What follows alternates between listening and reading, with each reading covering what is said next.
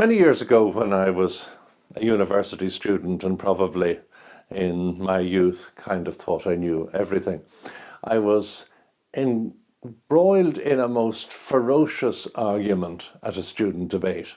One of those ferocious arguments that actually became personal and quite unpleasant as I and another protagonist moved from substantial conversation to hurling insults at each other in the manner of the worst kind of debate. It was all about the relationship between religion and identity, as that affected the Church of Ireland, of which I'm a member, North and South, how so much was tied up with politics and political Protestantism in the eyes of some, and at any rate, the debate became unpleasant, and as it went late into the night, one of the clergy present thought he should bring it to an end by saying a prayer, which sometimes is the refuge of all clergy seeking peace. And I've never forgotten the prayer that this particular priest chose to use. Instead of making up a prayer, he looked into his memory and into his knowledge of the prayer book, and he decided to say the old collect of Pentecost. And that includes a prayer which was so apposite of this particular hot moment that people should be given, quote, a right judgment in all things, a right judgment in all things as the ultimate spiritual gift. As the decades have passed, I've always thought to myself about that moment and that supreme spiritual gift of a right judgment in all things, which seems so understated, so calming, so different from the tongues and the flames of fire and the drama and the energy of Pentecost.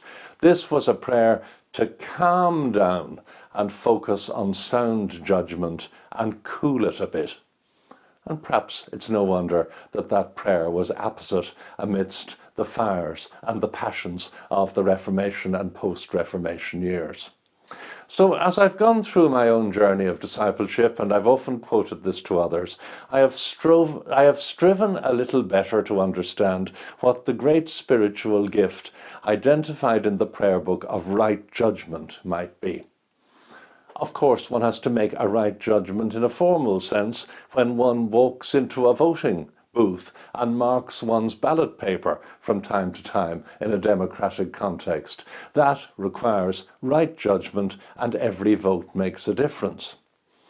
Then again, an essential aspect of right judgment is having the capacity to judge and assess other people well.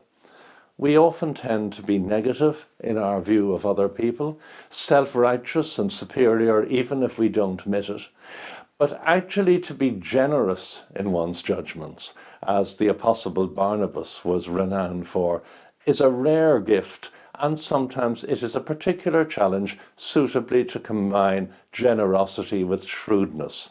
And I've always sought to do that through the years too. And a final aspect of right judgment, I think, is this. Those who make right judgments make them because they are independent in mind and independent in thought. They're not caught up in the fashion of the moment. They're not caught up in the fury of the mob. They are not caught up in the fashionable noises of populism. Those who truly utter and are respected for right judgment tend to be the people who have the calmness and the care and the courage also to be independent-minded.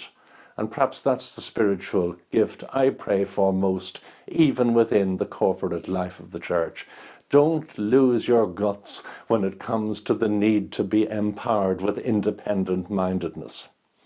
Often in Holy Week, when I hear again the familiar narrative of how Christ was condemned to death, I am most frightened in the whole long Holy Week story by the horrid biblical phrase concerning the crowd of the day, and their shouts prevailed. Their judgment was fundamentally flawed. Judgments that are based on joining, however apparently harmlessly, with the zeal of the mob will always be of their nature flawed. Right judgment is based on independence of mind.